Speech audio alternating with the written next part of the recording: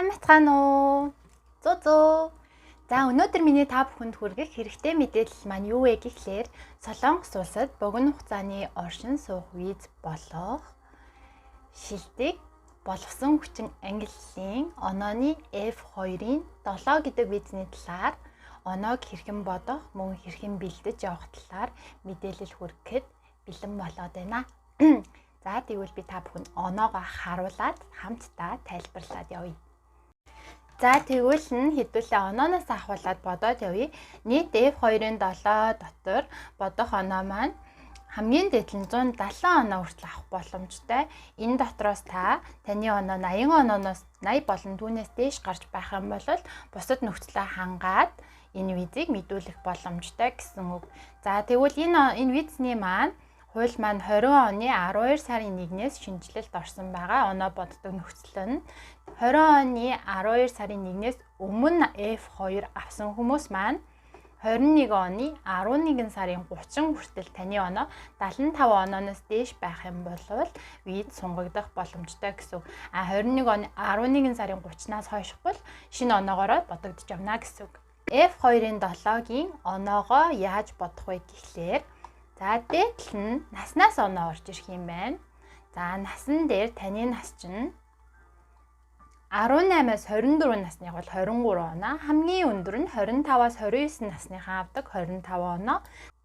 За тэгээд нас маань ахих тусам оноо маань буураад явдаг гэсэн үг. За тэрний дараагаар боловсролынхаа зэрэгээс хамаарат оноо орж ирнэ. Та коллеж төгссөн бол коллежид чинь мэрэгжил инженерийн чиглэлээс бусад мэрэгжил бол 10 оноо, инженерийн чиглэлээр төгссөн бол 15 оноо. За тэгээд бакалаврын зэрэг хамгаалсан бол мөн адил инженерийн чиглэлээс бусад 15 оноо, инженерийн чиглэлээр 2-оос дээш бакалавр хамгаалсан бол танд 17 оноо орж ирнэ. За энэ мэтчлэн мастер маань яг адилхан 20 оноо, 17 оноо. За докторт та инженерийн чиглэлээр 2-оос дээш докторийн зэрэг хамгаалсан бол 25 оноо, бусад мэрэгчлэр хамгаалсан бол 20 оноо. За ингээд оноогоо аваад явчихна гэсэн. За тэрний дараагаар манайхан хамгийн хэрэгэлцдэг оноогоо бодохдоо энэ дээр жоохон эргэлзээд байдаг байгаа. Энэ маань юу вэ гэхлээр иммиграшнээс явуулдаг, Солонгосын хууль зүйн яамнаас явуулдаг нийгмийн нэгдсэн хөтөлбөрт хамрагдсан уу, топик оноотой юу гэдгээс хамаарат оноо орж ирдэг. За энэ маань аль нэг нь байхад та оноогоо авна гэсэн үг. Хэрвээ та топик 5 болон түүнээс дээш зэрэгтэй бол 20 оноо, аль эсвэл савын дунгаа программын 5 дугаар зэрэгт суугаад шалгалтаа өгөө тэнцсэн бол 20 оноо. За ялгаагүй. Савын дунгаа программын 4-тэй бол 15 оноо, топиктэй 4-тэй бол заавал хоёулаа байх шаардлагагүй. Аль нэг нь байхад танд оноо ч орж ирнэ гэсэн үг. За тэгээд жилийн орлогоор дамжуулаад та оноо авах боломжтой гэсэн үг. Энэ маань өмнө нь болохоор хөдөлмөрийн гэрээн дээр хийгдсэн гэрээнийхаа дагуу оноогоо авсан байсан бол одоо болохоор заавал жилийн өмнөх таны орлогыг чинь мэдэгдлэр оноогоо авдаг болсон байгаа гэсэн үг. Тэгэхээр та D2 юм уу D10 оюутны визтэй болол энэ оноог авах боломжгүй гэсэн үг. За боломжтой нөхцөл та шиганжид job шингүү буюу цагийн ажил хийх эрхээ аваад иммиграшн мэдээлэл хийгээд та ажилласан бол тэр чинь хүлээн зөвшөөрнө. Гэхдээ таны жилийн чинь цалин 30 сая воноос дээш байж 10 оноо авах боломжтой гэсэн үг. Тэрнээс доош бол оноо орж ирэхгүй гэсэн үг. За тэгээд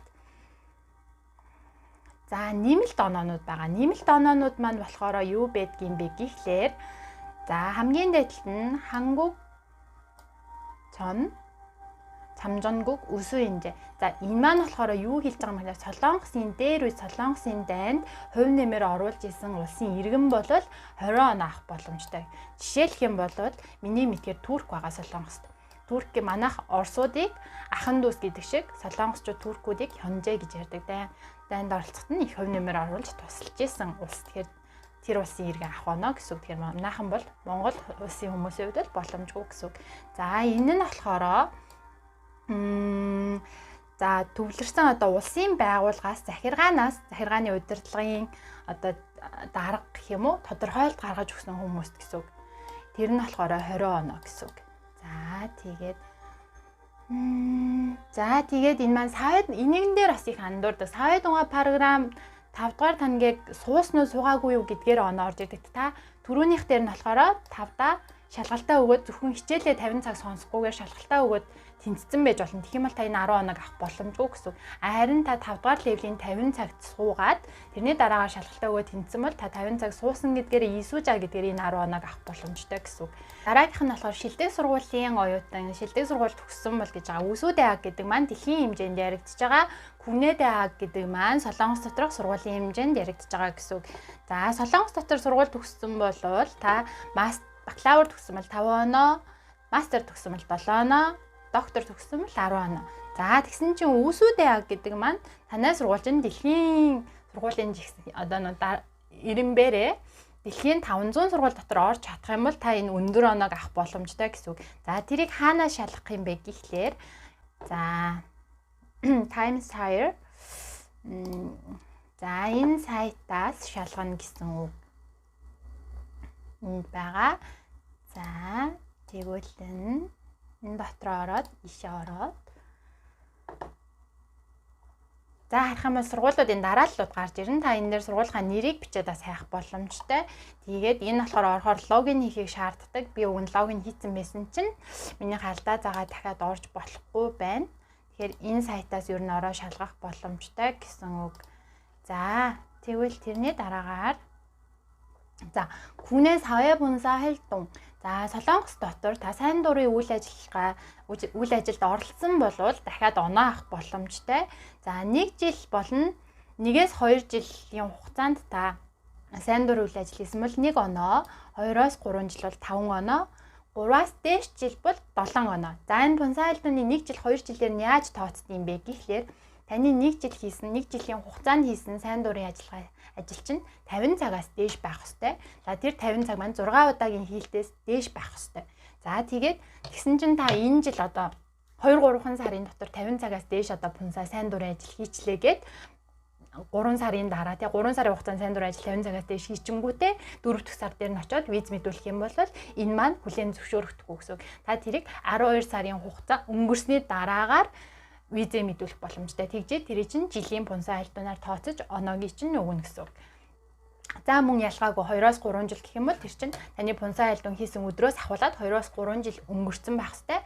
Тэр маань дахиад дээрээс нь 1 жилийнх нь 50 цагаар 6 удаагийн хийлтээс дээш байх хэвээр гэсэн үг. За ингэм л оноогоо аваад явах боломжтой. Immigration хүлээн зөвшөөрөгддөг сайн дурын ажлыг хаанаас хийвэл зүгээр вэ гэхлээр 1365 гээд сайт байгаа.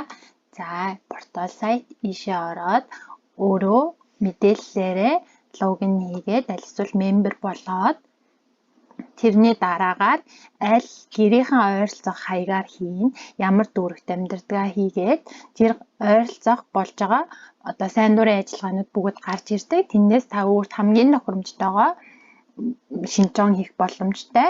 Шинжон хийсний дараагаар тухайн байгууллагаас зөвшөөрөх юм бол синий болдог. Тэгвэл тухайн гарсан цагт нь байршил дээр нь шууд яваад очиход болдог байгаа. Хийсний дараагаар энэ сайт дээр маань таны мэдээлэл дээр хизээ хэдэн цагийн хооронд пунсаа альтан ямар пунсаа альтан хийсэн гараад ирдэг. Тэрний дараагаар тэр сертификатаа хэвлээд авах боломжтой. За тэрний дараагаар хасах онооны талаар ярив. Иммиграшны хуулийг зөрчөөд та торгууль төлж исэн бол за 3 сая оноо торгууль төлж исэн бол хасах 30 оноо, саяас 3 саяын хооронд авах юм бол 20 оноо, хасах 20 оноо, 500 мянгаас сая оны хооронд та торгууль төлж исэн бол хасах 10 оноо. За хэрвээ та эрүүгийн хуулиар эрүүгийн асуудалд ороод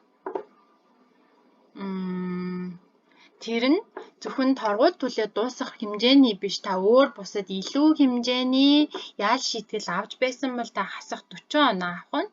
За торгууль ногдлуулж авч исэн бол хэрвээ таны торгууль нь 2 саяас 3 саяын хооронд ах юм бол 30 оноо, 2 саяас доош та торгууль төлж байсан бол хасах 20 оноо авах нэ гэсэн үг. За тэрний дараагаар таны визэн дээр байдаг дагалдангууд чи ихэвчлэн гэр бүл байдаг тийм үү, нөхөр, хүүхэд, эхнэр гэх мэт дагалдангууд чинь таны дагалдан байжгаад хууль бусаар амьдардаг иргэн болсон байх юм бол мөн дээрэс нь сүүлийн 3 жилийн хугацаанд сая оноос дээш торгууль төлж байсан бол За эмергéшнээс албадлан гаргах хуудас авч байсан бол таны онооноос 10 оноо хасагдана гэсэн үг. За энэ бүхнийг маань торгуулийн хэмжээ авч байсан бол таны виз мэдүүлсэн өдрөөс өмнөх 3 жилийн чинь харна гэсэн үг. Хэрвээ өмнөх 3 жилийн дотор таны торгуулууд байх юм бол танаас таны оноонуудыг хаснаа гэсэн үг.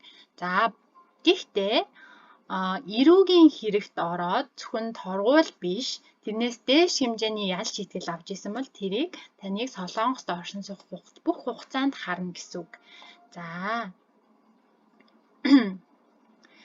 За виз мэдүүлэх өдрөөс өмнөх 3 жилийн хугацаанд төлсөн таны торгуулчин 3 сая воноос дээш торгуулт авч байсан бол энэ маань F2 буюу оршин суух визийг мэдүүлэх боломжгүй хүний тоонд ороод хэдий оноот нь хүрч байсан ч гэсэндээ та энэ визийг мэдүүлэх боломжгүй гэсэн үг. Тэгэхээр ер нь бол F2-ын 7-гийн оноог ингэж боддог байгаа. Тэгэхээр та саяныхаа оноонуудыг нэмж хасаж бодож үзээд оноо нь хэдэн оноо хүрч байна гэдгээс хамаарат яаж оноогоо F2-ын 7-д хүргэх вэ гэдгээ тооцоолох хэрэгтэй. За эндээс одоо хамгийн боломжтой нь D2 оюутан байхаас ахуулаад сайн дурын ажил хийснээр ер нь бол оноогоо хүргэх гээд хамгийн боломжтой гэсэн үг. За мастер болон түүнээс дээш зэрэгээр Солонгос эрдмийн зэрэг хамгаалж байгаа бол төгсөөд энэ оноондоо хүрч байвал E7 гэх визний нөхцөл тохирох ажлын байраа олоод шууд F2-ын 7 гэдэг визээ хүсэх боломжтой байдаг байгаа.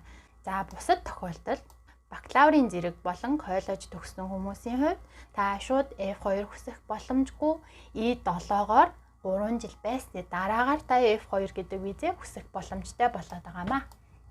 Та мастер төгсөөд E7 руу орлоо гэж бодоход та жилийн чинь орлого 40 сая воноос дээш байх юм бол жилийн дараа F2-ын 7 гэдэг визийг хүсэх боломжтой.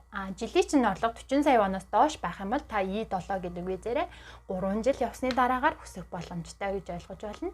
За өнөөдрийн мэдээллийг анхаарал тавьж үзсэн та бүхэнд баярлалаа. Таалагдсан бол лайк дарж өгөөрэй. Баяртай.